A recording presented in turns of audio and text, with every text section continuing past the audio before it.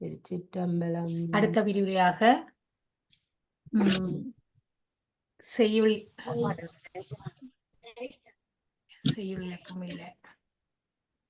அடுத்த விரிவுரையாக சைவப்புலவர் சண்முக வடிவு தில்லமணி அம்மையார் அவர்கள் செந்தமிழ் இலக்கணம் தொடர்பான விரிவுரையை நிகழ்த்த இருக்கின்றார். அவரை விரிவுரையாற்ற வருமாறு அன்போடு அழைத்துக் கொள்கின்றேன். வணக்கம். வணக்கம் தில்லமணி. கேக்குதா? கேக்குதா? ஓம் ஓம். வணக்கம் மிஸ். நாங்கள் செந்தமிழ் இலக்கணத்தில செய்யுள் இலக்கணத்தில அணி இலக்கணம் பற்றி பார்த்த நாங்கள் இதுல இருக்கிற இளம் சைவ புலவர்கள் மற்றும் தமிழ் ஆர்வலர்கள் அனைவருக்கும் இந்நேரத்தில வணக்கத்தை தெரிவித்துக் கொண்டு நாங்கள் கற்றுக்கொண்ட அல்லது கற்று முடித்த நூலில அணிகள் என்று அந்த 35 அணியில தண்டி அலங்காரத்துல முதலாவதாக சொல்லப்பட்ட அணி தன்மை அணி. அது 7-5 என்று அந்த சூத்திர அலங்காரத்துல முடிஞ்சது. அப்ப 7-5 35 அணியில தன்மை அணி முதலாக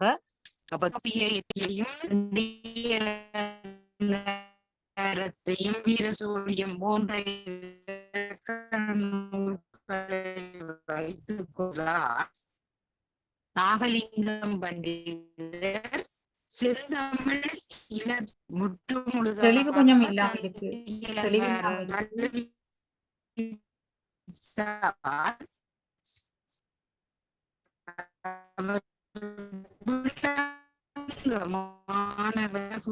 கற்கக்கூடிய வெளிநாட்டு என்ற முதலே வந்துட்டு அப்ப செந்தமிழ் இலக்கணத்தை எழுதியுள்ள அந்த செந்தமிழ் இலக்கணத்துல 4ஆம் பக்கத்துல அணி இலக்கணம் என்று தொடங்குது.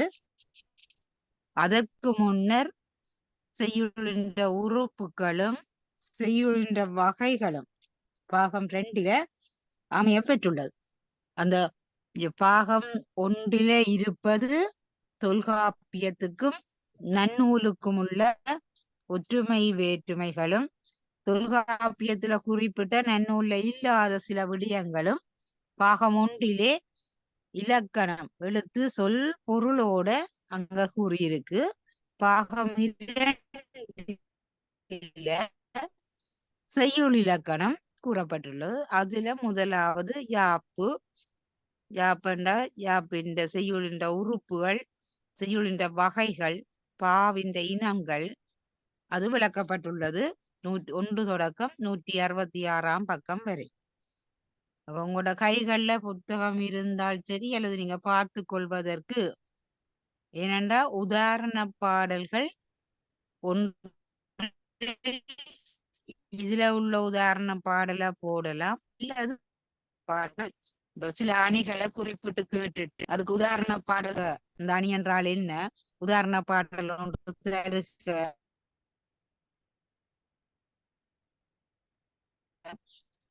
என்று நாங்கள் வினாக்கள் எழுதக்கூடிய தன்மை வருது. தண்டி அலங்காரத்துலதான் உவமை அணி, உருவக அணி மற்றும் அணிகள் பிற அணிகளோட சேர்ந்து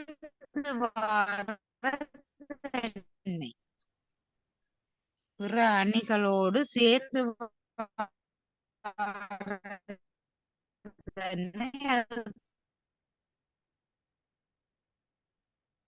தண்டி அலங்காரத்துல படிச்சாங்க. செந்தமிழ் பார்க்க வேண்டியது. அப்ப செந்தமிழ் இலக்கணத்தில் உவமை அணி, அந்த உவமை அணி நாங்கள் பார்த்து அதுல 24 வகை இருக்கின்றது.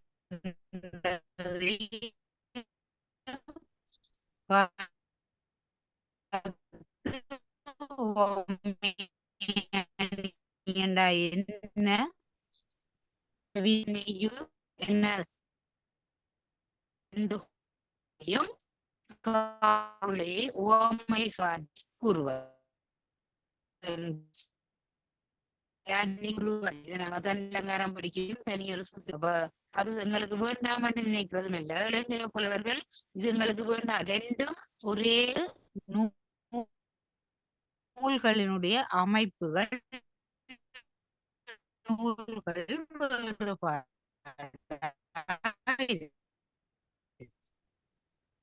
உருவாகவே தொடங்கி வேற்றுமை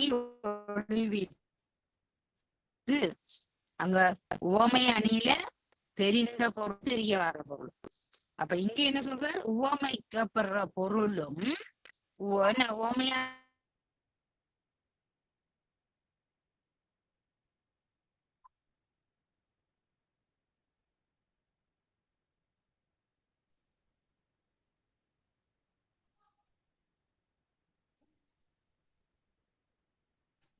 ஹலோ மிஸ் கேக்குதே? கிளியர் இல்லையா அம்மா எல்லாரும்? அம்மா இல்ல அம்மா,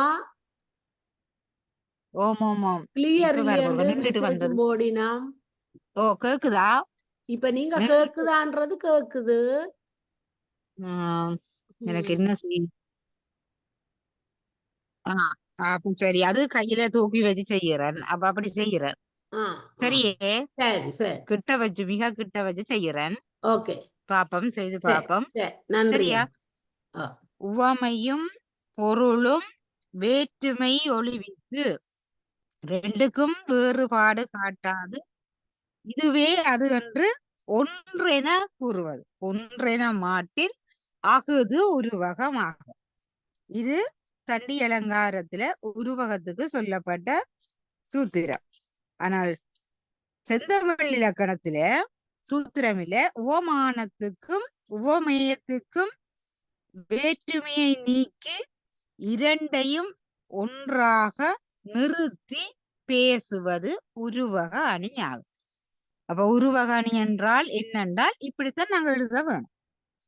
இதுவும் நாங்கள் உவமை பார்க்க நாங்கள் என்ன தொகை உவமை, விரி உவமை என்று பார்த்துறாங்க. அதுல இருந்துதான் பேர்ந்து 24 பிரிவு இருக்கண்டு உவமை அணின்ற வகைகள் பார்த்துனாங்க. உருவகத்திலையும் அந்த 2 பிரிவும் இருக்கு. அதோட 15 வகை இருக்கு. தொகையே, விரியே, தொகை விரி என, இயைபே, இயைபிலி, இயநிலை என அண்ணா, சிறப்பே, விரூபகம், சமாதானம் என, உருவகம், அநேகாங்கம் என, முற்றே, அவயவம், அவயவி என சொற்ற 5 மற்றதன் நிலை. 5 15 வகை உருவக அணியில சொல்லப்பட்டிருக்கு. அப்ப தொகை உருவகம் என்று சொன்னால் அங்க உருவகிக்கின்ற பொருள் விலங்கேக்குல அங்க என்ன செய்யும்? தொக்கி நிற்கும். உதாரணமாக தொகை உருவத்துக்கு அன்றைக்கு இந்த பாடல்களுக்கு தொட்டு போட்டு விட்ட நான், அங்கை மலரும். அங்கை என்றா உள்ளங்கை. உள்ளங்கை என்ன? கூப்பிய கை காந்தல் என்று விபுலானந்தர் சொல்றார். எங்களுடைய உள்ளங்கை மலருக்கு மலர்தான் என்று உருவகிக்கப்படுது. அடித்தளிரும், அடியண்டா பாதம், கண் வண்டும், எல்லாத்திலையும் உருவாந்தது. கண் தான் வண்டு, வண்டுதான் கண். பொங்கை முகுளும், குளர்காரும், தங்கியதோர் மாதர் கொடியுளதால் நண்பா அதற்கெழுந்த காதற்கு உளதோ கரை. நண்பனை பார்த்து அழகிய கையாகிய மலர். அங்க ஆகியன்னு நாங்க விளங்கப்படுத்தேக்கான்னு சொல்லுவோம். ஆனா உருவகணி சொல்லேக்க அவ்வாறு சொல்லுவது இல்லை. சரியா? பொருளின் கண் உவமையை ஏற்றி சொல்லுவது. அதனால உருவகம் எனப்பட்டது. விரி உருவகம் என்றால் என்ன? அந்த சொல் விரிந்து நிற்கும். அதற்கு உதாரண செய்யுள்ள பாருங்கோ. கொங்கை முகையாக, மென்மருங்குல் கொம்பாக, அங்கை மலரா அடித்தளிரா, திங்கள் அழி நின்ற மூரல் அணங்காம் எனக்கு மெளி நின்ற வேனில் திரு. அப்ப இது என்ன ஆக ஆக என்று வந்திருக்கு. அப்ப அங்க உருவகம் அது என்ன தெளிவாக காணப்பட்டிருக்கு. அப்ப இதோ இப்படி 15 உருவக அணிந்த வகைகள் நீங்கள் செந்தமிழ் இலக்கணத்துல பாக்குறேன்டா 204ஆம் 205ஆம் பக்கத்துல பார்த்து அதுல வகை அப்படியே போகுது, கற்றுக்கொள்ளலாம். கண்டி அலங்காரத்துல பாக்குறேன்டா 114ஆம் 115ஆம் 113ஆம் பக்கத்துல அது இந்த என்ன சூத்திரம் சொல்லப்பட்டிருக்கு. அப்ப அத பார்த்துட்டு அப்படியே தொடர்ந்து அந்த 15 வகை உருவகாணியும் உதாரண வெண்பாவோட விளக்கப்பட்டுள்ளது. அப்ப அந்த உதாரண வெண்பாவில எங்களுக்கு மனனமானது அல்லது வேற பாடல்கள் உருவகம் பெறக்கூடியதாக உருவகத்தை நாங்கள் கணித்து எழுதினால் சரி. அது உவமையா உருவகமா என்று வேறுபாடு தெரிய வேணும். போல புரியான நிகர இது தொகையண்டா இது வராது, தொகை உவமையண்டா அப்படி வராது, விரி உவமைக்கு அப்படியே வரும். சரியா? அப்ப உருவக அணியையும் உவமை அணியையும் பார்த்தோம். அடுத்தது மூன்றாவது தீவக அணி. தீவகம் என்று சொன்னால் தீபத்தைத்தான் நாங்க தீவகம் என்று தந்திருக்கோம். இப்ப தீபமண்டா நாங்க விளக்கு என்று சொல்லுவோம். சரியா? தீபமண்டா விளக்கு என்று சொல்லுவோம். விளக்கை நாங்கள் ஏற்றி வைத்தால் அந்த விளக்கினுடைய ஒளி எல்லா இடமும் பரந்து நிற்கும். ஒரு இடத்துல வைக்கப்பட்ட விளக்கானது ஒளியை பல இடங்களுக்கு எங்கெங்கெல்லாம் பரவ முடியுமோ அவ்வாறு பரந்து விளக்குவது போலத்தான் ஒரு செய்யுள்ள அல்லது ஒரு பாடல்ல அந்த கொல்லப்படுகிற சொல் முதல் இடை கடை என்ற 3 இடத்தில் நின்று, சில பாடல்ல முதல்ல நிற்கும், சில பாடல்ல இடையில நிற்கும், சில பாடல்ல கடையில நிற்கும், இறுதியில. அப்படி இல்லாட்டிக்கும் என்ன பல இடங்கள்ல அந்த சொல்லு திரும்பி வரும். அப்ப அந்த சேர்ந்தன இங்க உதாரணத்துக்கு முதல்நிலை தீவக அணிக்கு. அப்ப தீவகம்ண்டா என்ன? தீபம் ஓரிடத்திலே வைக்கப்பட்டு அதனுடைய ஒளி பரந்திருப்பது போல செய்யுளிலே முதலில் நின்ற சொல் அந்த பாடல் முழுவதையும் விளக்கி கொண்டு போவது, அல்லது அந்த சொல்லில் வந்து இடையில நின்று விளக்கி போவது, அல்லது இறுதியில நின்று விளக்கி போவது. அப்ப முதலில் நின்ற தீபக அணிக்கு ஒரு உதாரணம் தண்டி அலங்காரத்திலேயும் அதே பாடல்தான், செந்தமிழ் இலக்கணத்திலேயும் அதே பாடல்தான். தண்டி அலங்காரத்திலேண்டா 214ஆம் பக்கம் 215 அப்படியே தொடர்ந்து போகுது பார்க்கலாம். இந்த செந்தமிழ் இலக்கணத்துலதான் 214 215ஆம் பக்கத்திலையும் பாருங்கோ. தண்டி அலங்காரத்துல 143ஆம் பக்கம் 144 145ஆம் பக்கம் தீவக அணி பற்றி விளக்கம் கொடுக்குது.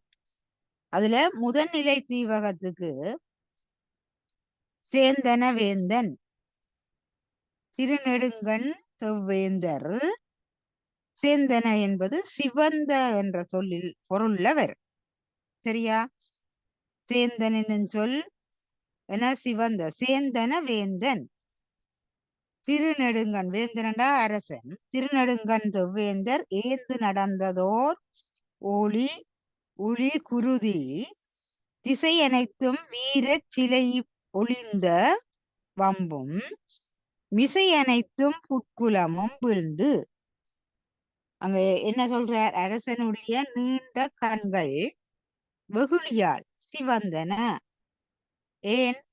போர் நிமித்தம் என்னவாம்? அவனுடைய அழகிய கண் வெகுளி என்ற கோபத்தால சிவந்தன. அங்கனம் அவன் கண்கள் சிவந்த அளவிலே பகைவர்களுடைய உயர்ந்த தோள்கள் என்ன அம்புகளால் தைக்கப்பட்டு சிவந்தன. அந்த சேந்தனோட சொல்லுக்கு எங்கெங்கெல்லாம் பொருள் கொள்ளப்படுது பாரு. அம்புகள் போல் அம்பு போய் தோலை எய்தின அம்பு துளைத்தபடியால் அங்க ரத்தம் வெளியேறியது, அதனால சிவந்தன. அத்தோள்களில் இருந்து பெருகும் குருதி எல்லா இடங்களிலும் பரந்ததால் அது எல்லா இடங்களிலும் பரந்ததால் திசைகள் அனைத்தும் சிவந்தன. அக்குருதி தோய்ந்தமையால் வில்லு நின்றும் வெளிவந்த அம்பும் சிவந்து இருந்த. அப்ப அந்த சேந்தன என்ற சொல்லுக்கு அந்த செய்யுள்ள 4 இடத்துல அந்த சிவந்தன சிவந்தன என்ற பொருள்பட வந்துள்ளது. அப்ப அந்த தீவக அணி என்பது ஒரு விளக்கு ஒரு இடத்துல ஏற்றி விட்டால் அந்த விளக்கினுடைய ஒளி பரந்து பிரகாசிப்பது போல ஒரு செய்யுளில ஒரு சொல் பரந்து முதல் இடை கடை என்று மட்டுமல்லாமல் பரந்து பொருள் குறித்தனவாக இருந்தால் அது தீவக அணியாக அமையும். இது 4 வகையிலே வரும். தீவக அணி சாதி தீவகம், குணத்தீவகம், தொழில் தீவகம் என்று அந்த தீவக அணியின் வகை அது உவமைக்கும் வரும், உருவகத்துக்கும் வரும். இந்த தீவக அணியில அது கூட நாங்கள் பார்த்து கொள்ளலாம். சரியா? அவை ஒவ்வொன்றுக்கும் இந்த நூல்ல தண்டி அலங்காரத்துல சரி செந்தமிழ் இலக்கணத்துல சரி விளக்கம் தரப்பட்டுள்ளது. அடுத்து இந்த உவமையணி பிராணிகளோட சேர்ந்து வாரது போல உருவக அணி பிராணிகளோட சேர்ந்து வாரது போல தீவக அணியும் பிராணிகளோடு சேர்ந்து வரும். இது இந்த அணிக்கு என்ன அணிக்குரிய சிறப்புகள் ஆகும். அப்ப இது நாங்கள் கண்டுகொள்ள வேண்டிய இப்ப எங்களுக்கு என்ன தந்திருக்கோ அல்லது என்ன கேட்கப்பட்டிருக்கோ அந்த கேட்டதுக்கு அமைய நாங்கள் எழுதுவது மட்டுமல்ல, பரீட்சையை மட்டும் நோக்கமாக வைக்கவில்லை. நாங்கள் அனுபவத்துக்கு எங்களுடைய தமிழ் ஆற்றலை தெளிவுபடுத்துறதுக்கு எங்களுக்கு அது தேவை. எனவே அதை நாங்கள் கற்றுக்கொள்ள வேண்டும். அப்ப எந்த ஒரு இலக்கியத்தையும் நாங்கள் எடுத்துக்கொண்டால் அதில என்னென்ன அணிகள் இருக்கு என்றது எங்களுக்கு தெரிய வரும். சரியல்ல?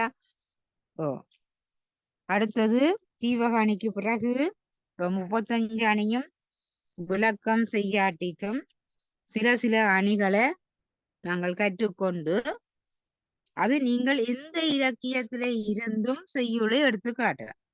பெரிய புராணத்திலையும் காட்டலாம், சரியா, கம்பராமாயணத்திலையும் காட்டலாம். உங்களுக்கு ஏது தெளிவாக இருக்கின்றதோ அதை நாங்கள் உதாரண பாடலாக காட்டலாம். சரியா?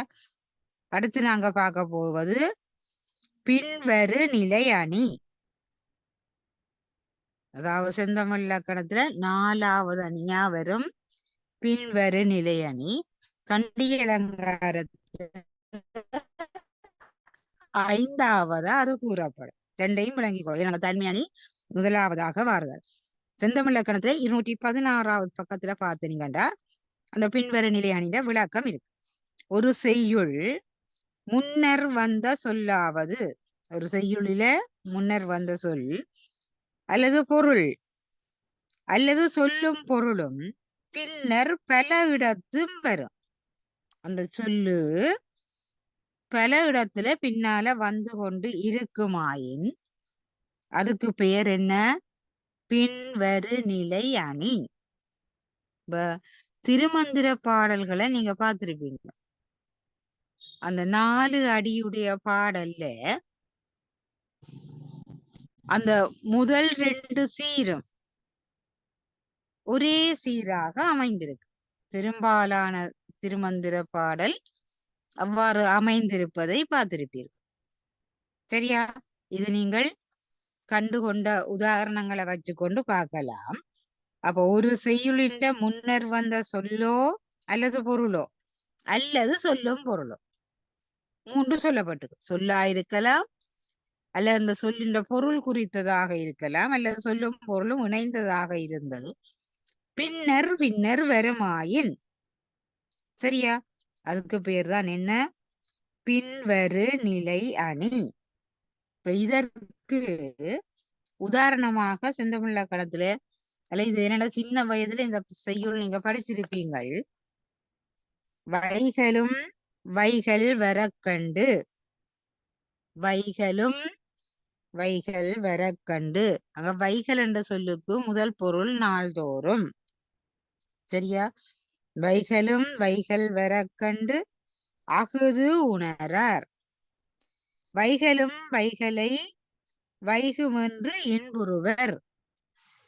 வைகளும் வைகற்றம் வாழ்நாள் மேல் வைகுதல் வைகளை வைத்து உணராதார்.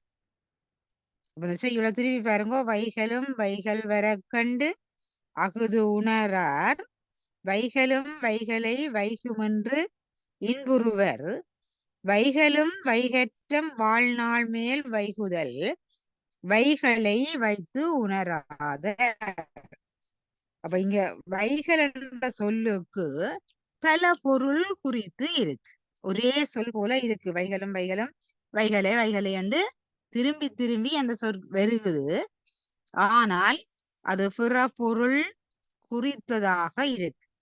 இப்ப நாள்தோறும் கழிதலை அறிந்தோம். என்ன கழிதல்? எங்கட வாழ்க்கை காலத்தில ஒவ்வொரு நாளும் கழிந்து கொண்டு போகுது. எங்களுடைய வயசு கூடிக்கொண்டு போகுது. நாங்க சொல்றோம்.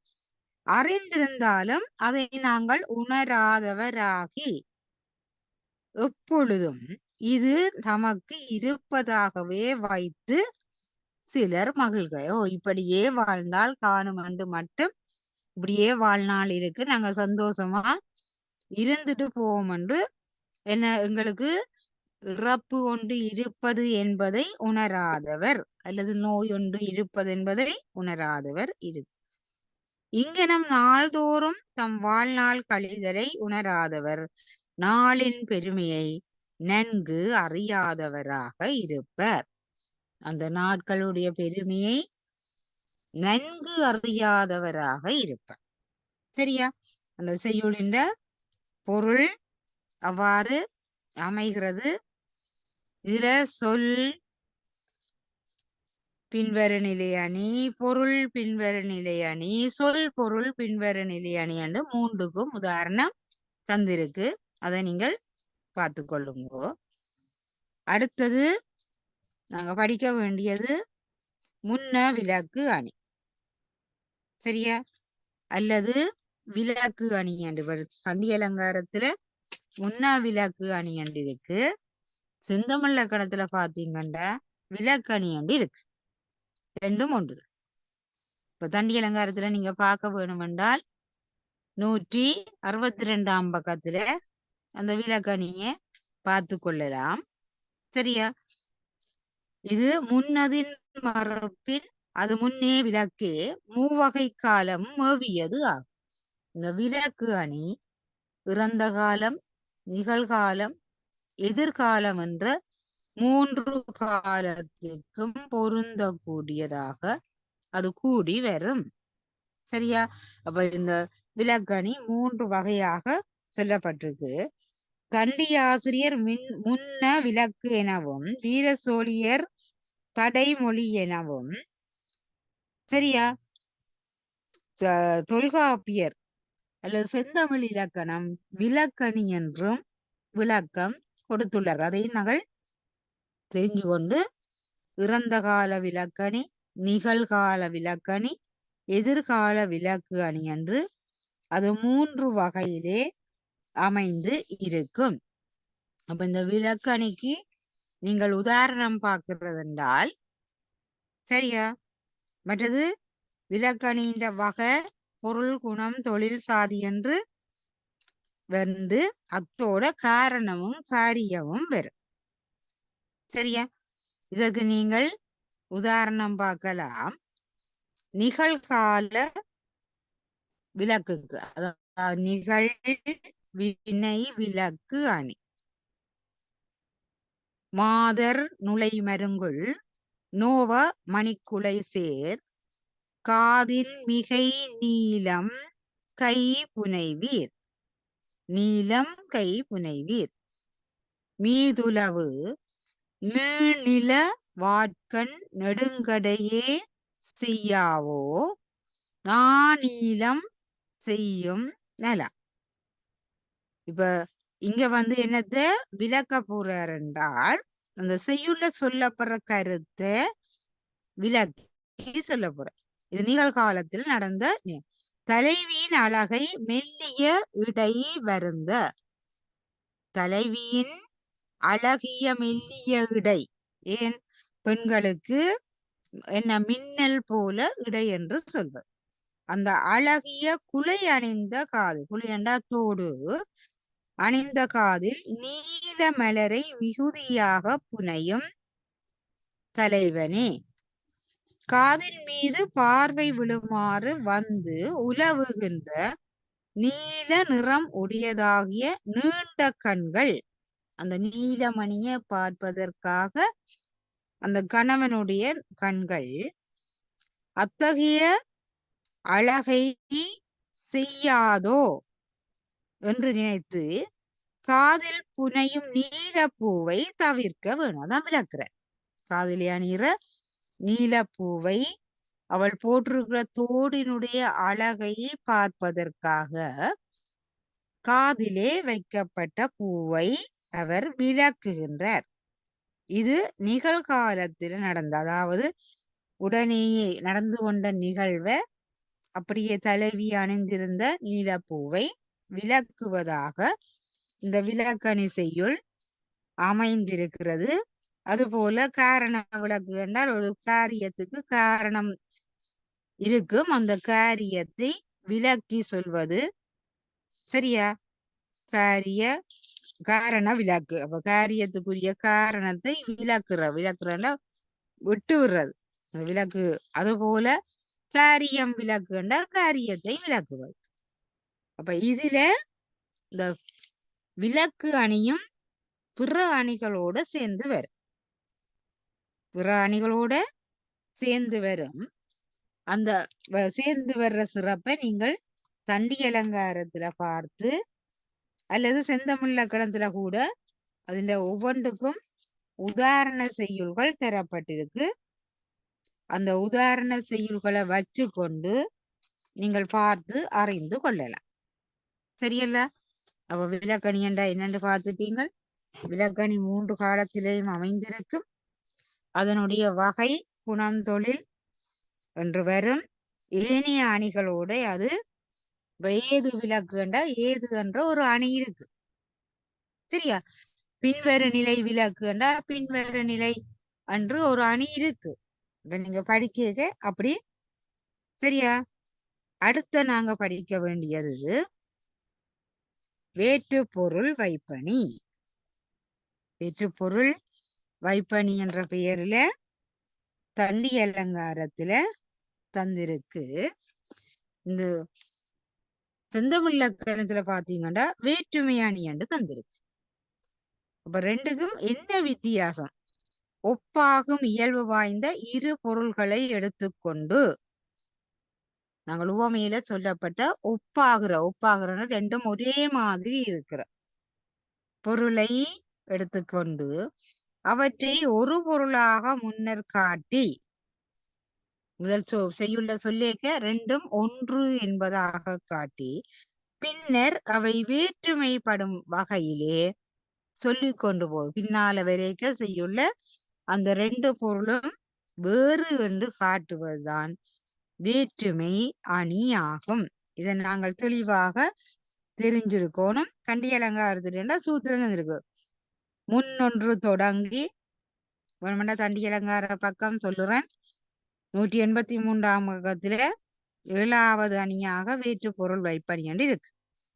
முன்னொன்று தொடங்கி மற்றது முடித்தற்கு பின்னொரு பொருளை உலகறி பெற்றி எற்றி வைத்து உரைப்பது வேற்று பொருள் வைப்பே.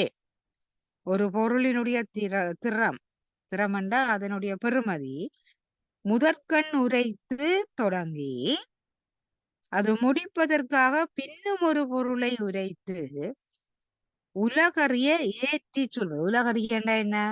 எல்லோரும் அறிந்து கொள்ளக்கூடிய வகையிலே ஏற்றி சொல்வது. ஏதோ ஒன்றை ஏற்றி சொல்வது வேற்று பொருள் வைப்பணி அல்லது அலங்காரம் ஆகும். சரியா? அப்ப இது 8 வகையாக அமைந்திருக்கு.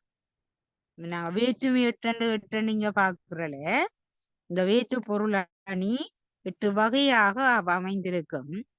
முழுவதும் சேறல், ஒரு வழி சேறல், முரணி தோன்றல், சிலேடையில் முடித்தல், கூடா இயற்கை, கூடும் இயற்கை, இருமை இயற்கை, விபரீதப்படுத்தல் என்று அது 8 வகையாக அமைந்திருக்கு. இது வடிவா தெரிஞ்சிருக்க வேணும். அப்ப இந்த 8 வகையில உங்களுக்கு என்ன முழுவதும் சேறல்னா முழுமையாக ஒரு திறத்தை உரைக்கும் போது அந்த திறம் அந்த செய்யுள் முழுக்க வரும். சரியா? ஒரு வழி என்று சொன்னா ஒரு திறத்தினை உரைக்க அந்த திறத்தை மட்டும்தான் அப்படியே சொல்லிக் கொண்டு போறோம். அது முரணி தோன்றல் என்றா என்ன? முன்னுக்கு சொன்னத முரண்பாடாக பின்னால செய்யுள்ள சொல்லிக் கொண்டு போறது. அப்ப இது என்ன? வேற்றுமை அணியில உள்ள 8 வகைகளுக்கும் சிலேடையில் முடித்தல். சிலேடை என்றா இரு பொருளோட என்ன? இரு பொருள்பட முடிப்பது. இப்படி இருப்பது என்னது? அந்த வேற்று பொருள் வைப்பணியில நாங்க பார்த்து கொள்ளலாம். அப்ப வேற்றுமை அணி என்பது வேற்று பொருள் வைப்பணி வேற, வேற்றுமை அணி வேற. சரியா? இது முதல் சொல்லியிருக்க நான் அப்படி வேற்று பொருள் வைப்பணி. சரியா? விலக்கணிக்கு பிறகு நீங்கள் செந்தமிழ் இலக்கணத்துல பாத்தீங்கன்னா 222ஆம் பக்கத்துல வேற்று பொருள் வைப்பணி அப்படியே இருக்கு செந்தமிழ் இலக்கணத்திலே. சரியல்ல? இப்ப சொல்லப்பட்ட செய்யுள் அப்படியே இருக்கு, பார்த்து கொள்ளலாம். பேந்து செந்தமிழ் இலக்கணத்துல 226ஆம் பக்கத்துல பாத்தீங்கன்னா வேற்றுமை அணி இருக்கு. சரியா? 7வது அணியாக வேற்றுமை அணி இருக்கு. தண்டி அலங்காரத்துல 8வது அணியாக அது பக்கம் 191வது பக்கத்துல அமைந்திருக்கு. அந்த ஒப்பாகும் 2 இயல்பு வாய்ந்த இரு பொருள்களை எடுத்துக்கொண்டு, அதே போலதான் வேற்று பொருள் வைப்பு போல 2 பொருளை எடுத்துக்கொண்டு அவற்றை ஒரு பொருளாக முன்னர் காட்டி பின்னர் வேறுபட சொல்வது வேற்றுமை அணி. இந்த அணியில 2 பொருளில் ஒன்றை வேற்றுமைப்படுத்துவதாக அது அமையும். அங்க வேற்றுமை சமமாகவும் இருக்கும், கூடி குறைந்ததாகவும் இருக்கு. வேறுபடுத்திக்க ஒன்றில் நிறத்தால அல்லது வடிவத்தால என்ன வண்ணம் வடிவம் சுவை அப்படி என்றெல்லாம் நாங்கள் பார்க்க ஏதோ ஒரு வகையில வேறுபடுத்துவதாக அது அமைந்திருக்கும். சரியல்ல? இதற்கு நீங்கள் உதாரணம் பார்க்கிறது என்றால், சரியா, அந்த தண்டி அலங்காரத்துல பாத்தீங்கன்னா கூற்றினும் குறிப்பினும் ஒப்புடை இருபொருள். கூற்றினாலும் குறிப்பாலும் ஒப்புடைய 2 பொருள்களை ஓர் பொருளாக வைத்து அவற்றை தம்முள் வேற்றுமை தோன்றுமாறு கூறுதல் வேற்றுமை அலங்காரம் அல்லது வேற்றுமை அணி எனப்படும். சரியா? இதுல ஒரு பொருள் வேற்றுமை சமமாக இருக்கும், முயற்சி வேற்றுமையாக இருக்கும். அதனுடைய வகைகள் அதுல குணம், தொழில், பொருள், சாதி என்ற வேற்றுமை வகைகள் அங்கே இருக்கு. அப்ப அந்த வேற்றுமை அணிய நாங்கள் பார்த்து அதுல உள்ள வகைகளையும் பார்த்து அந்த வேற்றுமை அணிய நாங்கள் கற்றுக்கொள்ள வேண்டும். அப்ப இந்த வேற்றுமை அணியை கற்றுக்கொண்டதோட இந்த இடையில பாருங்க இன்னொரு அணி நாங்கள் பார்க்காம அல்லது பார்க்க வேணுமெண்டா பார்த்து கொண்டு போவோம். ஒவ்வொன்றையும் தனித்தனிய பார்த்து கொண்டு போறதுண்டா பார்த்து கொண்டு போவோம். வேற்றுமை அணிக்கு 8வதாக, அதாவது செந்தமிழ் என்ன தண்டி அலங்காரத்தில் 8வது அணி வேற்றுமை அணியாக இருக்க, 9வது அணி விலக்கியல் வேற்றுமை. இலக்கியல் வேற்றுமை இல்ல, தீவக அணி விபாவ அணி. 9வது அணி விபாவ அணி, 3வது தீவக அணி பார்த்து நாங்கள் தண்டி அலங்காரத்துல 9வது விபாவனை அல்லது விபாவனா. இந்த புத்தகங்கள்ல கொஞ்சம் கொஞ்சம் வித்தியாசம் இருக்கு. அப்ப நாங்கள் அதை அறிந்து கற்றுக்கொள்ள வேண்டும். அப்ப என்னது? விபாவனை அணி. ரெண்டு நூல்லையும் ஒரே பெயர் தான் அமைந்திருக்கு. விபாவனை என்னும் அணியாமனது ஒன்றினுடைய செயற்பாட்டை உரைக்குங்கால்.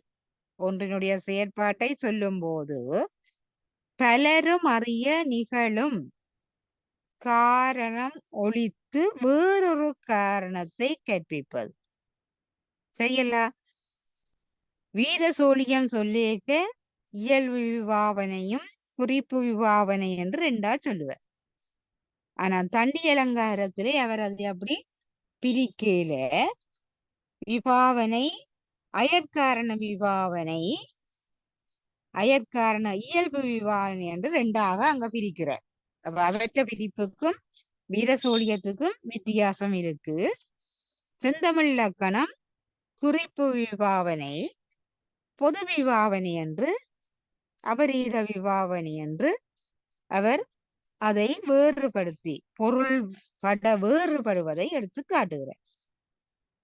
இதற்கு நீங்கள் உதாரணம் பார்க்கிறேன்டா, செந்தமிழ் இலக்கணத்துல 228ஆம் பக்கத்திலே அப்படியே செய்யுள் தந்திருக்கு.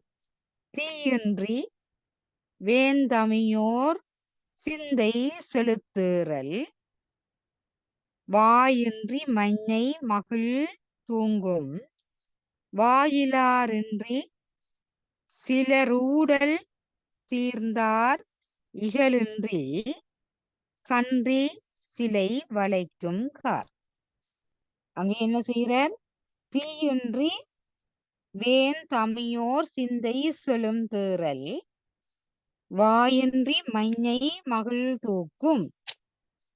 மஞ்சண்டா மயிலன்னு தெரிய வேணும். இன்றி சிலர் ஊடல் தீர்ந்தார் இகலின்றி கன்றி சிலை வளைக்கும் கார். உங்களுக்கு தெரியும், கார்காலம் கார்முகத்தை கண்டால் மயில் என்ன செய்யும்? தோகை விரித்து ஆடும். சரியல்ல? இங்க கனித்திருக்கும் மாந்தர் மனம் நெருப்பில்லாமலே கடும் தேன் அருந்தாமலே மயில் மகிழ்ந்து தோகை விரித்து ஆடு. சரியே? சில காதலர்கள் வாயிலாரின்றி ஊடல் தீர்ந்தார்கள். எனவே மிருகமானது போர் செய்யும் தன்மையின்றி வில்லை வளைத்தது. அப்ப விபாவனை என்பது என்ன பார்த்தனாங்கள்? ஒரு செய்யுள்ள வருகிற சொல்லுக்கு உலகத்தார் அறியப்படும் காரணத்தை நீக்கி பிறிதொரு காரணத்தை இயல்பாகவும் மாற்ற குறிப்பின் வழியாகவும் உரைப்பதுதான் விபாவனை. விபாவனை அணி. அப்ப இந்த செய்யுள்ள சொல்லப்படுவது ஒன்று, அது குறிக்கிற பொருள் இன்னொன்றாக அமைந்து, அப்ப அதை நாங்கள் அறிந்து அதுல ஒவ்வொரு பிரிவுக்கும் செய்யுள்கள் உதாரணமாக தந்திருக்கு. அதை நீங்கள் பார்த்து கற்றுக்கொள்ளுங்கள். அடுத்தது 10வது அணி ஒட்டணி. இப்ப தண்டி அலங்காரத்துல பாக்குறேன்டா 207ஆம் பக்கத்துல நீங்கள் ஒட்டணிய பார்த்து கொள்ளலாம். செந்தமிழ் இலக்கணத்துல பாக்குறேன்டா பாகம் 2ல 230வது பக்கத்துல ஒட்டணி என்றத பார்த்து கொள்ளலாம். புலவன் தான் சொல்ல கருதிய பொருளை, புலவர் ஒரு செய்யுள்ள தான் என்ன சொல்ல போற அந்த பொருளை மறைத்து அது புலப்படுவதற்காக அதனோடு ஒத்த வேறொரு பொருளை கூறுவதுதான் ஒட்டு அணி. புலவன் செய்யுள்ள தான் சொல்ல கருதிய பொருளை மறைத்து அது புலப்படுவதற்காக அதனோடு ஒத்த வேறொரு பொருளை கூறுவது ஒட்டு அணி ஆகும். இதனை பிறிது மொழிதல் என்றும் நுவலா நுவற்றி என்றும் பின்னால உள்ள இலக்கியங்கள்ல கூறப்பட்டது.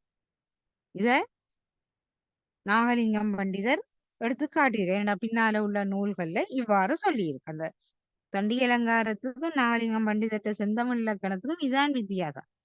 அவர் பின்னால வந்த நூல்களை எல்லாவற்றையும் கற்று அந்த வேறுபாட்டை காட்டியிருக்கிறார். அதற்கு செய்யுள் தந்திருக்கு. இளைதாக முள்மரங் கொள்க கலையுணர் கை கொள்ளும் காழ்த்த விட.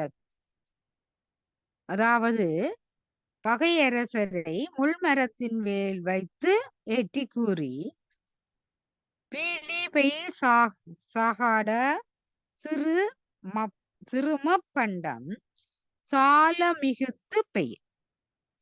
இந்த மயிற்பீலி பாராமல், மயிற்பீலி என்று சொல்வது மயிலினுடைய தோகை, இன்னொன்று என்ன, வண்டியினுடைய அச்சு.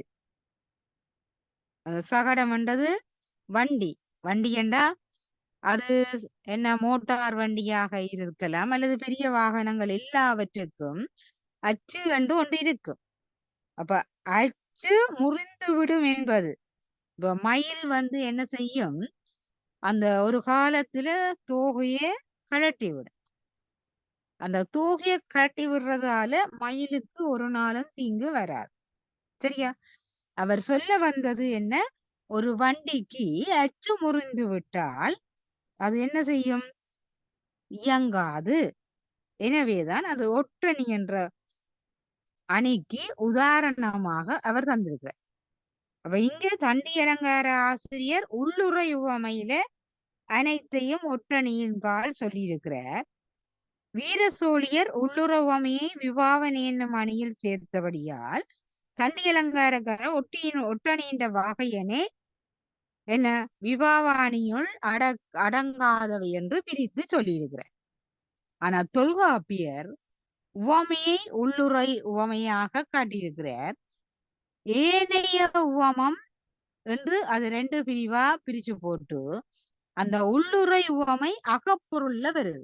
சங்க இலக்கியங்கள்ல பாத்தீங்கன்னா முழுக்க முழுக்க உள்ளுர உவமை இருக்கு. சரியா? அப்ப தொல்காப்பியர் அதுக்கு ஒரு தனி இடம் கொடுத்தபடியாத்தான் அங்க என்ன, ஒட்டணி என்பதை தனியாக தண்டி அலங்காரம் சொன்னது போல தொல்காப்பியரும் சொன்னதை நாகலிங்கம் பண்டிதர் ஏற்று அதை விளக்கி கொடுத்திருக்கிறார். அப்ப ஒட்டணி என்றால் நாங்க பார்த்த நாங்கள் புலவன் தான் சொல்ல கருதிய பொருளை மறைத்து அது புலப்படுவதற்காக அதனோடு ஒத்த வேறொரு பொருளை எடுத்து கூறுவதுதான் ஒட்டு அணி. சரியா? ஒட்டு அணி என்று பிரிச்சு எழுதினாலும் சரி, சேர்த்து ஒட்டணி என்று அங்க ஒட்டு சக அணி உயிர் வரின் உக்குரல் விட்டு ஓடும் சூத்திரம் படிச்சிருக்கிறீங்க நன்னூல்ல. சரியில்லே? ஒட்டு குற்றியலுகரம் குசுறுது புரு இப்படி ஒவ்வொரு சொல்லையும் நாங்கள் படிக்க இலக்கணத்தை பயன்படுத்தி பிரித்தால் பொருள் சரியாக எங்களுக்கு விளங்கும். அப்ப ஒட்டணி என்றது ஒட்டு சக அணி என்று ஒட்டணி சேர்த்து எழுதலாம் அல்லது பிரிச்சும் எழுதலாம். அடுத்தது அதிசய அணி. இதுவும் செந்தமிழ் இலக்கணத்துல 131ஆம் பக்கத்துல பார்த்து கொள்ளலாம். சரியா? ஒட்டணியின் வகையும் தண்டி அலங்காரத்துல போடப்பட்டுள்ளது. செந்தமிழ் இலக்கணத்துல அவ்வளவு விரிவாக ஒட்டணியின் விளக்கம் போடல வகை. அதிசய அணி தண்டி அலங்காரத்துல நீங்க பாக்குறா 111ஆம் பக்கத்துல பார்த்து கொள்ளலாம். மனப்படும் ஒரு பொருள் வனப்பு வந்து உரை புலி உலகு வரம்பு இறவா நிலைமை தாகி ஆன்றோர் வியப்ப தோன்றுவது அதிசயம். இப்ப நாங்க சாதாரணமாகவே அதிசயம் என்றால் என்ன, அதிசயமாக நாங்கள் காண்பது, அதாவது எப்போ இருந்துட்டு எதிர்பாராம நாங்க இருப்பதைத்தான் நாங்கள் அதிசயம் என்று சொல்லுவோம். இந்த அதிசய அணியும் பொருள் குணம் தொழில் ஐயம் துணிவு திரிவு என 6 வகையில அமைந்திருக்கு. சரியல? அதிசய அணி பொருள் குணம் தொழில் ஐயம் துணிவு திரிவு என 6 வகையில அமைந்திருக்கும். ஒவ்வொன்றுக்கும் உதாரண சொல் செய்யுள் தரப்பட்டிருக்கு. அப்ப அதிசய அணி என்றால் என்னென்று நாங்கள் கற்றுக்கொண்டு அந்த அதிசயத்தை எவ்வாறு அந்த செய்யுள்ள எடுத்து கூறுகிற. சரியா? இது குண அதிசயம் தந்திருக்கு. மாலை நில ஒளிப்ப மாதர் இலை புனைந்த நீலமணிகள் நிழல் உழல நிழல் உமுழ மேல் விரும்பி செல்லும் இவள் குறித்த செல்வன் பால் சேர்தற்கு செல்வன் பால் என்று செய்து சொல்லலாம். வல்லிருளாகின்ற மருகு மாலை நிலவு ஒளிப்ப மாலை காலத்திலே தோன்றிய நிலவு ஒளி மறைய அழகிய ஆபரணமான நீலமணிகள் ஒளிதர காதல் மேம்பட்டு தான் விரும்பிய தலைவனை அடைவதற்கு செல்லுகின்ற இத்தலைவி அவ்விடத்தை நாடுவதற்கு தெருக்களில் இருள் பரவிற்று. அப்ப அவள் போற இடம் என்ன அறியாமல் இருப்பது என்று கூறுவதுதான் அங்க என்ன அதிசயமாக அந்த செய்யுள்ள கூறப்பட்ட குண அதிசயத்துக்குரிய உதாரண செய்யுள். பார்த்தீங்கள், இவ்வாறு அந்த அதிசயானின்ற வகைகளையும் பார்த்து சரியா அதற்குரிய செய்யுள்களையும் பார்த்து கொள்ளணும். செந்தமிழ் இலக்கணத்திலே சொல்றார், கவி என்றா புலவர் தான் கருதிய பொருளின் இயல்பை சொல்லும் போது உலக நடை கடவாத நிலைமையோடு ஆன்றோல் வியக்குமாறு கூறுவது அதிசய அணி. கவி தான் கருதிய பொருளின் இயல்பை சொல்லும் போது உலக நடை கடவாத நிலைமையோடு ஆன்றோர் வியக்குமாறு. ஆன்றோர் என்றா கற்பவர்கள் அல்லது கற்றவர்கள் நாங்கள் ஆன்றோர் அல்லது சான்றோர் என்று கூறுவோம். அவ்வாறு வியக்கத்தக்க வகையில அமைந்திருப்பதுதான் என்ன அதிசய அணி. அப்ப அந்த அதிசயம் என்ன குணம் பற்றி வரும், தொழில் பற்றி வரும், சரிய சாதி என்று பற்றி அணிகளை நாங்கள் பார்த்து கொள்ளணும். அடுத்தது நாங்கள் இப்ப எல்லா அணிகளையும் கற்றுக்கொண்டு போவது சரி, ஆனா கடந்த கால வினாத்தாள்களையும் நாங்கள் ஒரு கருத்தில கொள்ள வேணும். பரீட்சையை மையமாக வைத்து கொண்டு கற்கிறவர்கள் அந்த வினாத்தாள்கள்ல வரப்பட்டுள்ள அணிகளை கொஞ்சம் நாங்கள் கவனம் எடுத்து கற்றுக்கொண்டு அதற்கு உதாரண செய்யுள்களையும் நாங்களே தயார்படுத்தி கொண்டு இருந்தால் அல்ல. ஒரு பொருளின்கண் இயல்பாக நிகழும் தன்மை. ஒரு பொருளின்கண் இயல்பாக நிகழும் தன்மையை ஒழித்து தான் கருதிய வேறொரு இயல்பை ஏற்றி சொல்வது தற்குறிப்பேற்ற அணியாகும். சரியா?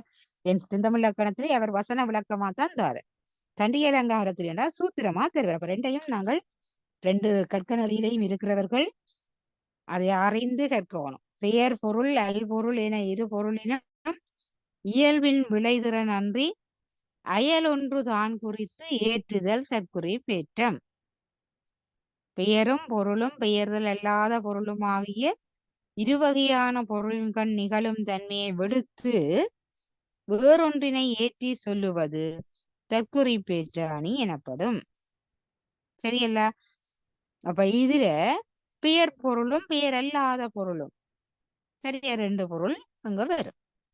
பெயர் பொருள் தற்குறிப்பேற்ற அணி, பெயர் பொருள் அல்லாத தற்குறிப்பேற்ற அணி என்று. அப்ப புலவன் தன்மைப்பட ஏற்றி சொல்வதாலான் அதுக்கு தற்குறிப்பேற்ற அணி என்று பெயர். அதற்கு உதாரணம் பெயராத பொருள் தற்குறிப்பேற்ற அணி. பார்த்துக்கொள்ளலாம். நீங்க புத்தகத்துல தண்டிய அலங்காரத்துல பார்க்கிறதாக இருந்தால் 218ஆம் பக்கத்துல நீங்கள் பார்த்து கொள்ளலாம். அந்த உதாரண செய்யுள செந்தமிழ் இலக்கணமாக இருந்தால் 235ஆம் பக்கத்துல நீங்கள் பார்த்து கொள்ளலாம். சரியா? வேனில் வெயிற்கு உலர்ந்த மெய்வறுமை கண்டிறங்கி வானின் வளம் சுரந்த வன்புயர்க்கு தானுடைய தாதுமே தக்க மதுவும் தடம் சினையால் போதுமீதேந்தும் பொழிலானது அது எந்த பொழிலாக இருந்தாலும் தனது வெயிற்கு உலர்ந்த வறுமையை கண்டு இரக்கமடைந்து மழை வளம் செய்து தனது வாட்டத்தை போக்கிய முகிலுக்கு உதவ தனது மலர்களையும் தேனினையும் தனது பெரிய கிளையாகிய கரங்களினாலே மேல் நோக்கி தாங்கி நிற்கிறது. இது மரம் இயல்பாக எவ்வாறு தன் கிளைகளை பரப்பி வளர்ந்து அது என்ன செய்து அரும்பாகி மொட்டாகி மலராகி இருக்கின்ற சிலது காயாகி கனியாகி இருக்கு. இது ஒரு மரத்தில தருகண்ட மரம். அப்ப இவர் என்ன சொல்றார்? ஐயோ, வாடி இருந்த மரத்துக்கு சரியா என்னவாம் வறுமைன்றது நீர் இல்லாமல் அப்படியே காஞ்சு வறுமைன்றது அதை கண்டுட்டு இரக்கம் அடைந்து என்ன செய்தா மழை முகில் மழையை பெய்ய செய்கின்றது. அப்ப எனக்கு மழை பெய்ததாலே அவருக்கு நன்றி கடன் செய்ய வேணும் என்றதுக்காகத்தான் மரங்கள் எல்லாம் மேல் நோக்கி அரும்பி மொட்டாகி மலராகி காயாகி கனியாகி அங்க காய சொல்லல பூவைத்தான் நாங்க சொல்றாரு. ஏன் பூவிலே எப்பொழுதும் நல்ல தேன் இருக்கு. சரியா? அப்ப கிளி அதனுடைய கரம், கிளை அதனுடைய கரம். நான் நினைக்கிறேன் அப்துல் ரஹ்மானுடைய ஒரு கவிதையில் என்ன, மரங்கள் எல்லாம் தன்னுடைய கிளைகளை கரமாகிய கிளைகளை நீட்டிக் கொண்டிருப்பது கொடுப்பதற்காக. மனிதன் தன் கரங்களை நீட்டிக் கொண்டிருப்பது ஆர்தரவினன் நாங்கள் வாங்குவோம் என்று ஏந்தி நிற்பது. இது இரு பொருள் படத்தான் அவரும் பாடியிருக்கிறார்.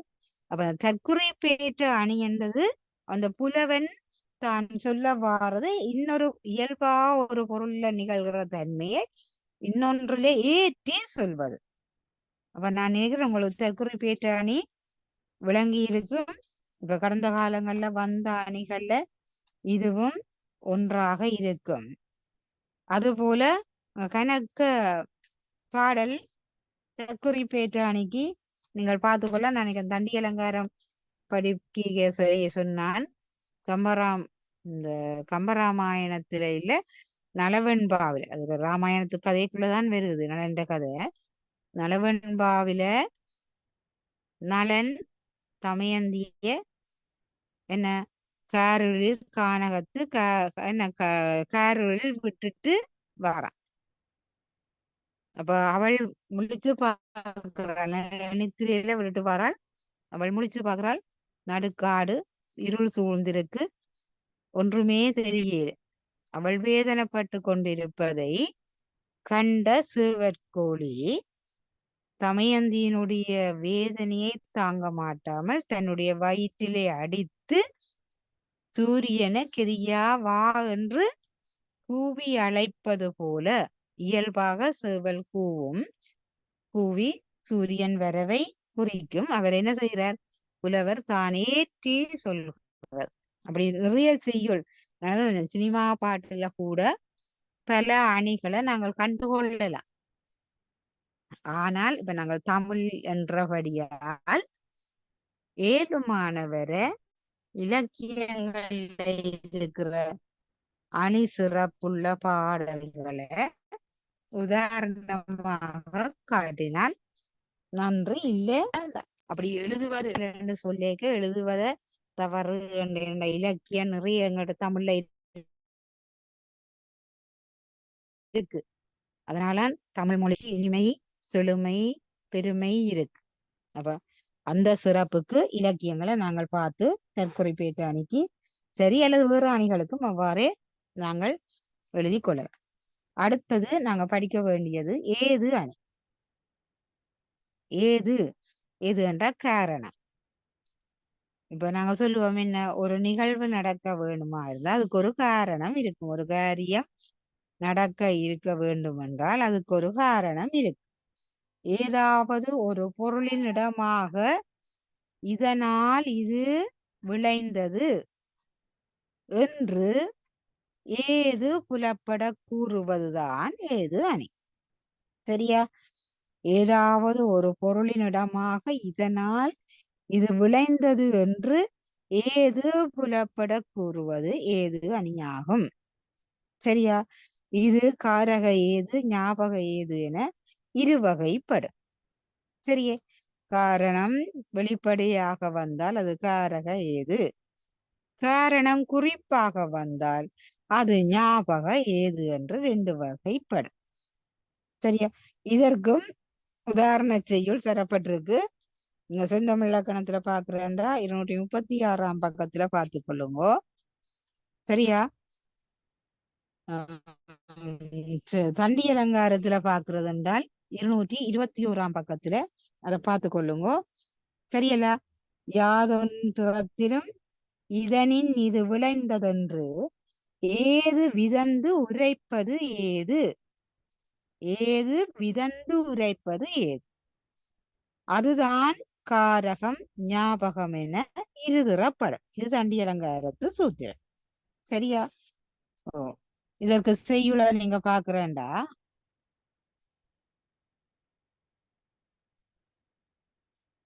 பார்த்து கொள்ளலாம். மலையில் வலை கடலில் வாளரவின் வெய்ய தலையில் பயின்ற தவத்தால் தலைமை சேர் அம்மாதர் புல்லும பயன் புயம் புனரா மாதவம் செய்தோம் யா. என்ன சொல்றார்? மலையிலும் கடலிலும் அரவின் தலையிலும் நின்று முறையே தவம் புரிந்த செயமடந்தை லக்குமி பூமாதேவி ஆகிய மூவராலும் தழுவப்படும் சோழனது தோள்களை தழுவுவதற்கு யாம் எத்தகைய தவத்தை செய்தோம் என்பதால் இது காரக ஏது. ஏன்? காரணம் வெளிப்படையாக அங்க சொல்லப்பட்டதை நாங்கள் செய்யுள்ள காணுவோம். சரியா?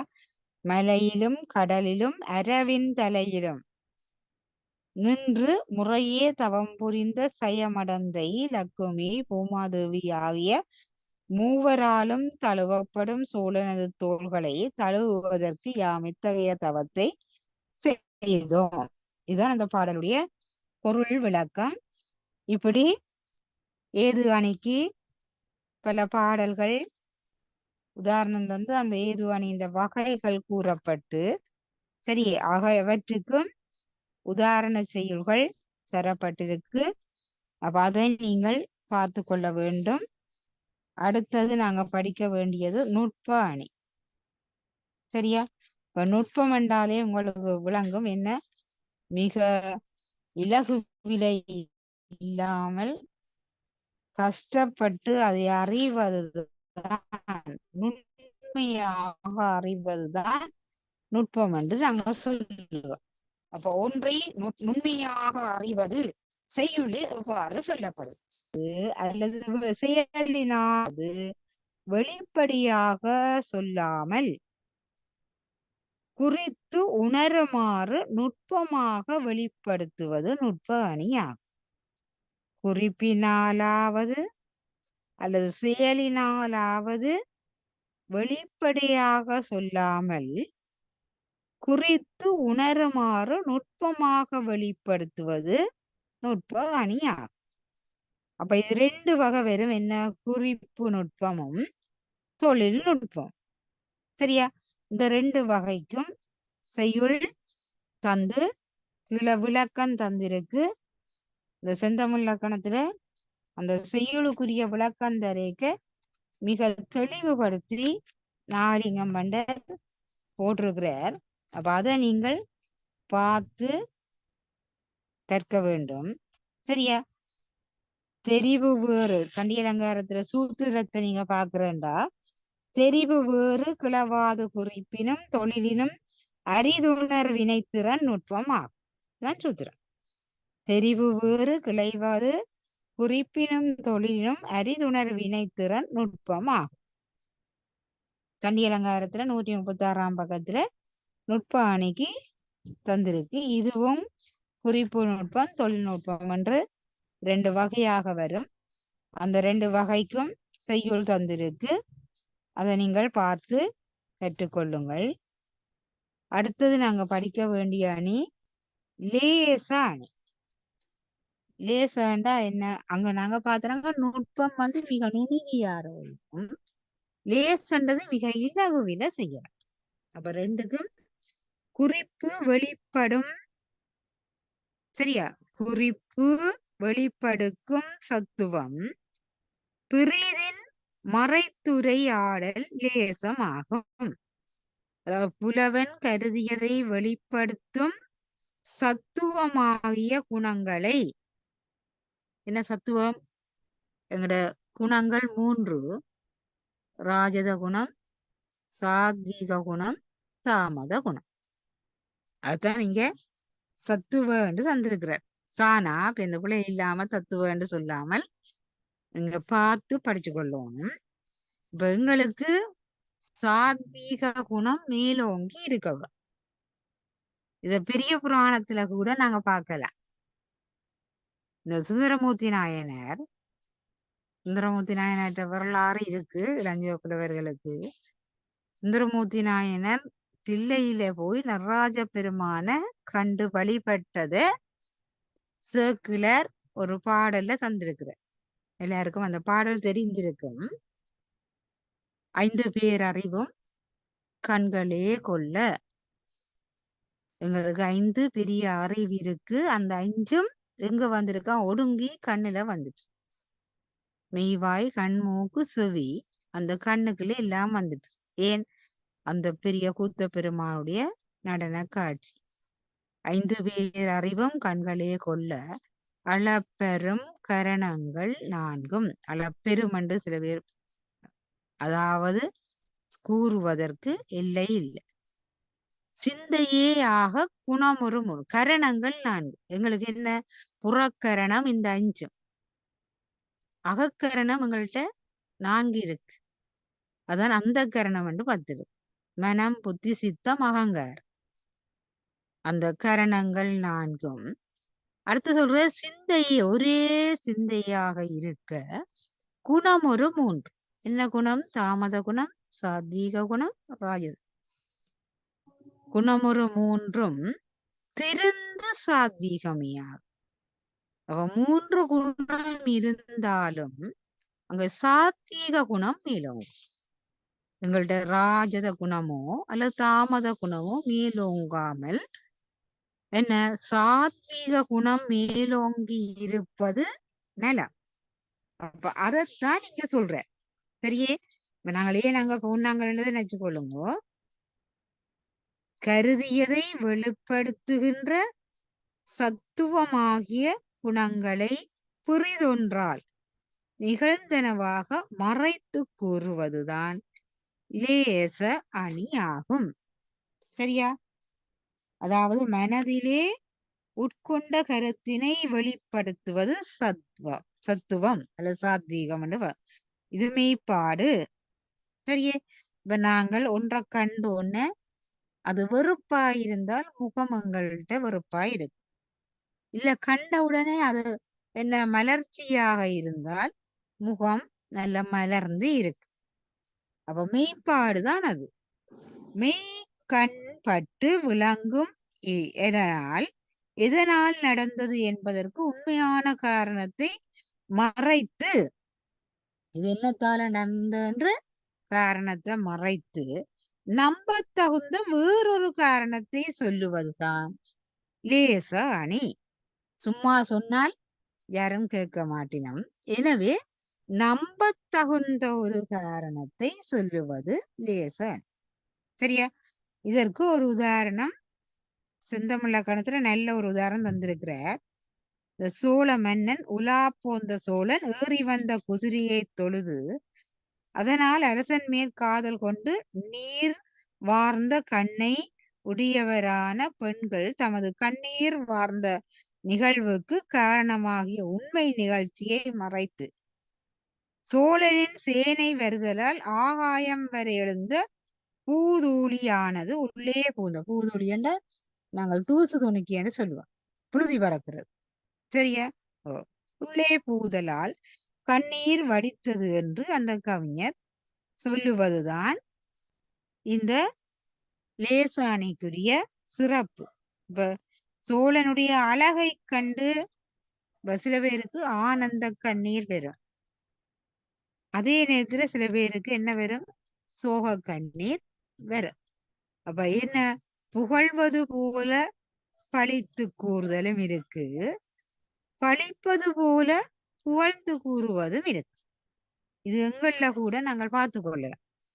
என்ன, சில பேர் பழிப்பது போல நகைப்பாக புகழ்வினர், சரியா, அல்லது புகழ்வது போல பழிப்பு. அப்ப இது லேச அணிக்கு நாங்கள் உதாரணமாக பல செய்யுளை பார்த்து கொள்ளலாம், சரியா. அந்த புகழ்வது போல பழித்தல், சரியே, பழிப்பது போல புகழ்தல் ரெண்டுக்கும் உதாரண வெண்பாக்கள் தந்திருக்கு. அதை நீங்கள் பார்த்து கற்றுக்கொள்ளுங்க. அப்ப ஒருவனுடைய செயலாலே அவனுக்குரிய புகழை மறைத்து அதனை அவனுக்கு இயல்பாக கூறுவதுதான் பழிப்பது போல புகழ், சரியா. இது கதைக்கு கூட பலர் என்ன நகைப்பா கதைப்பா இல்ல நெய்யாண்டி என்று நாங்க சொல்லுவோம். இது ஒரு அணியாக தமிழிலே சொல்லப்பட்டது. அடுத்தது நிறை அணி. நிறை சேர்த்து நிறை அணி என்று பார்க்கலாம், சரியா. நிறை என்பதற்கு முறையே நிறுத்துதல் அல்லது ஒழுங்காக நிறுத்துதல் என்று பொருள். நிறை என்பது முறையே நிறுத்துதல் அல்லது ஒழுங்காக நிறுத்துதல் என்று பொருள்.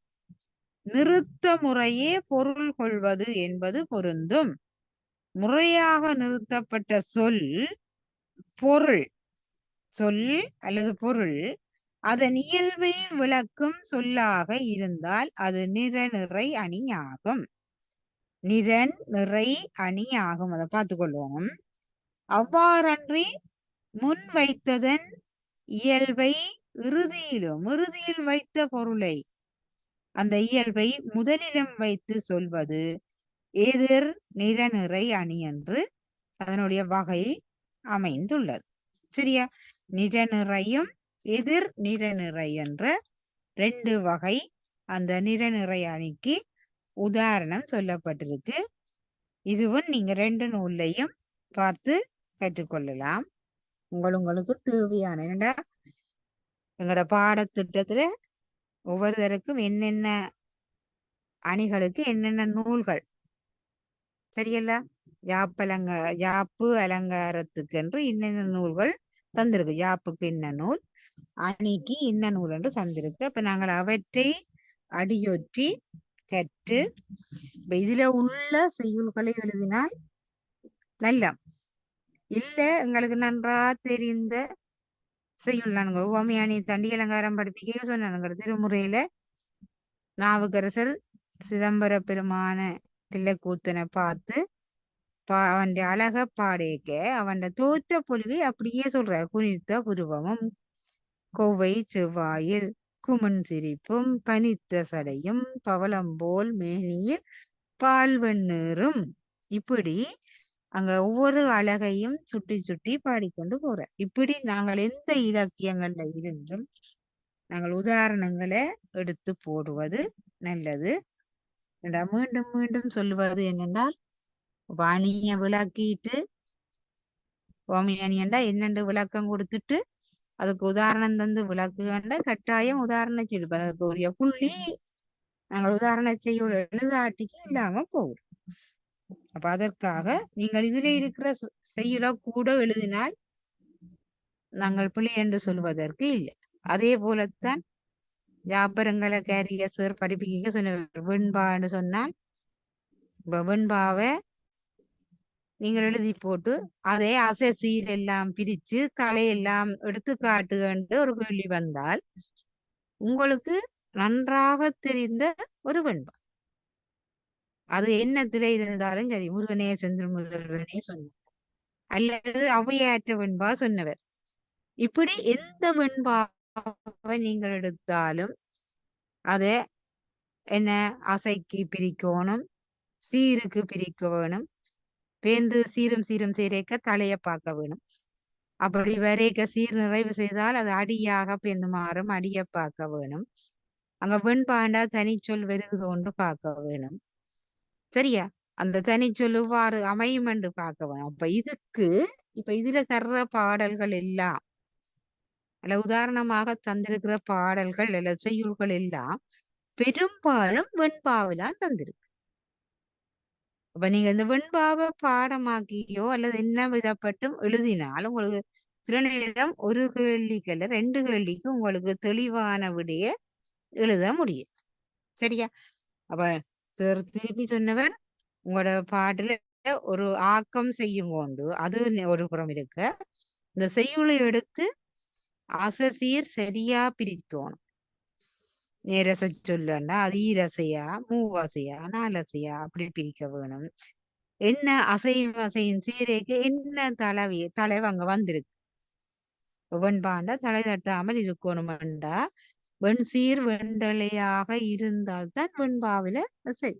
அப்ப அதே எல்லாத்தையும் அதே போல ஆசிரியப்பாவோ கலிப்பாவோ வஞ்சிப்பாவோ வரைக்கு அந்த 7 தலையையும் நாங்கள் பார்த்து கொள்ள வேண்டும்.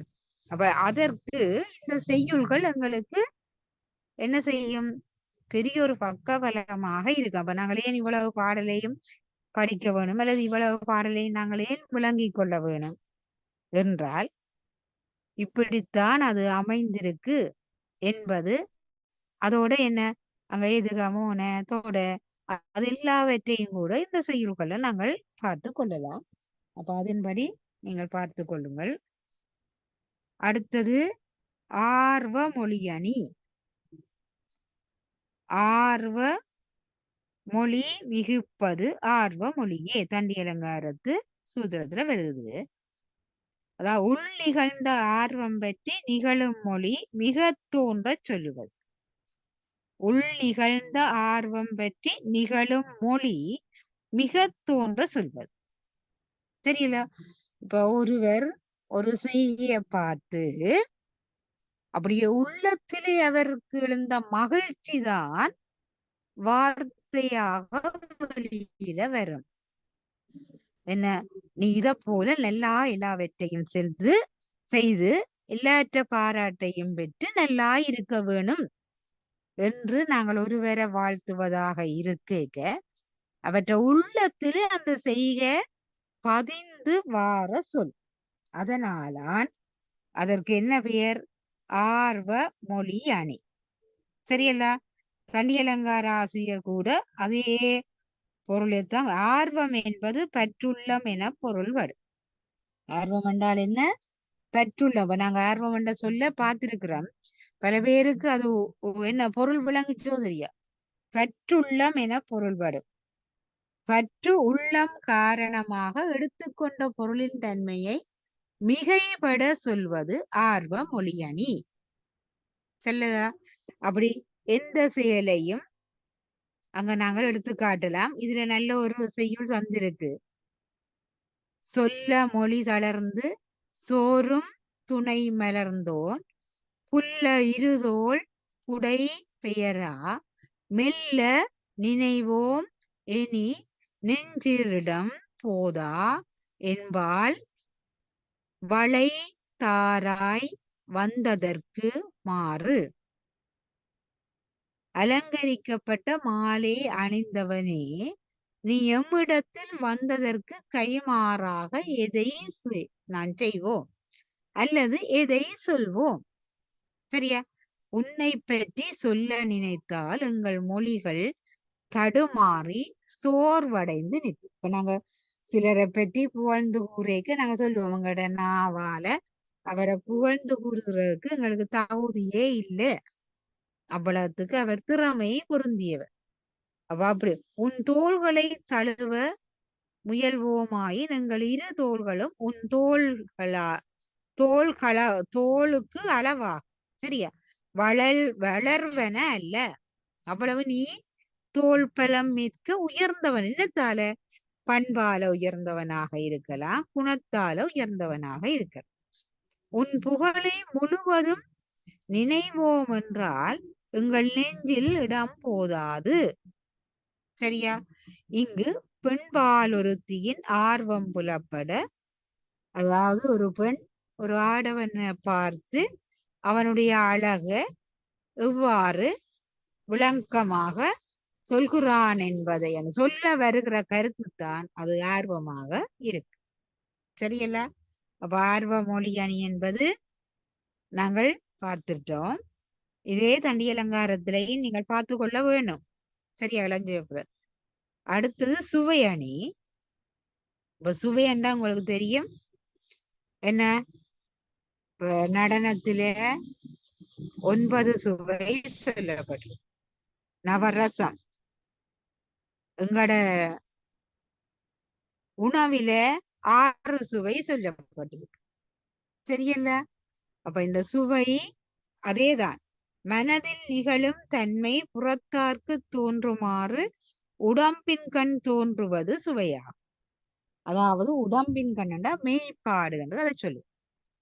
இப்ப ஒரு சோக நிகழ்வை கண்டோன்னு என்னது மாணிக்கவாசகர் சொன்ன மாதிரி மெய்தான் அரும்பி விதிர் விதிர்த்து உள்ளம் என்று அந்த மெய்ப்பாடை அவர் சொல்றார்.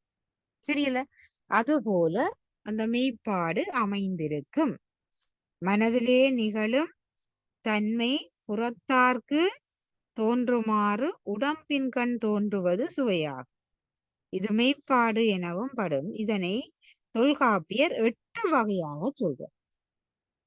8 வகையாக சொல்றார். இப்ப இதுதான் பரதனத்துல பார்த்தால் நகைச்சுவையோ சுவைகள் 9 நவரசம் அங்க பாக்குறோம்.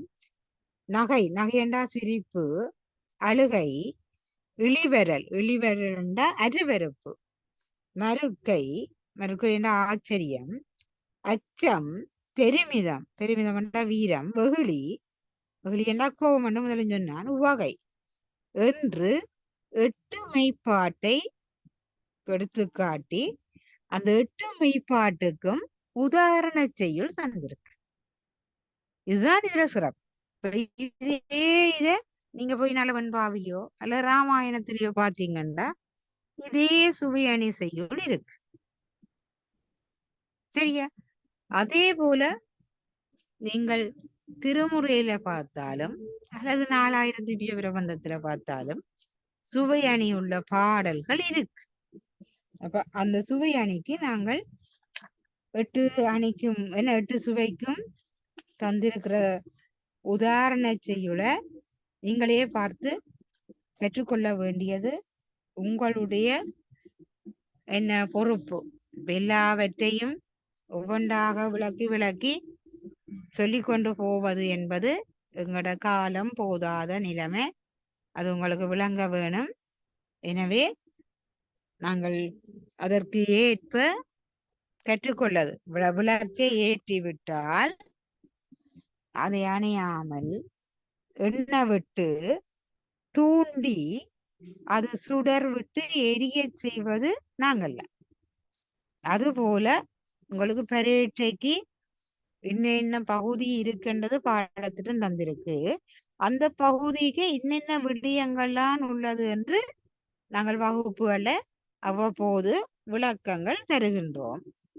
அந்த விளக்கங்களை வச்சு கொண்டு அதை அணைய விடாமல் எண்ணெயை விட்டு காந்தளை தட்டி தூண்டி சுடரை பிரகாசிக்க செய்வது உங்களுடைய பணி.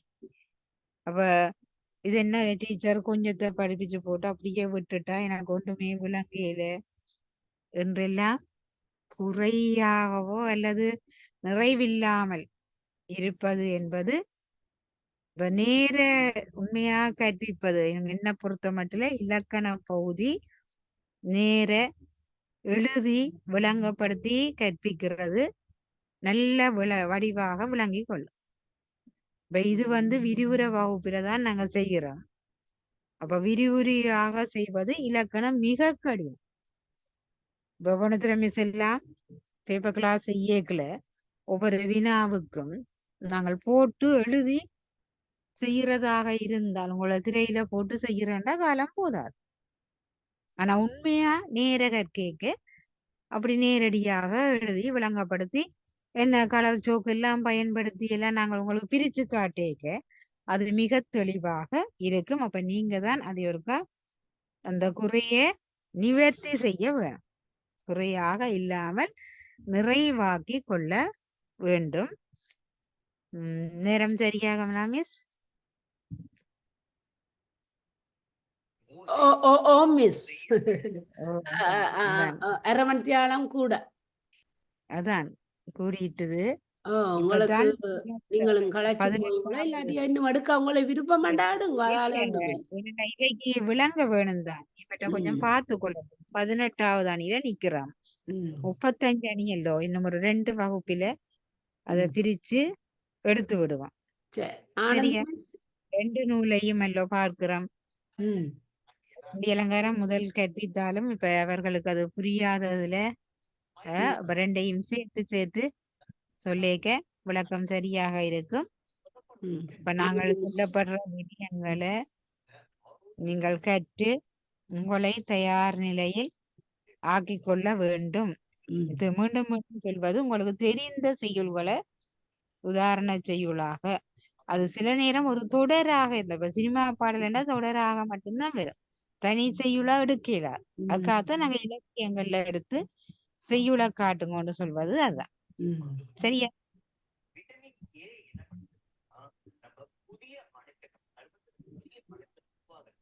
யாராவது ஆனந்தி மிஸ் கதைக்க இல்ல மியூட் பண்ணிட்டா கதைக்கலாம். அன்மியூட் பண்ணிட்டா கதைச்சபடினா நான் வெயிட் பண்ணுவேன்.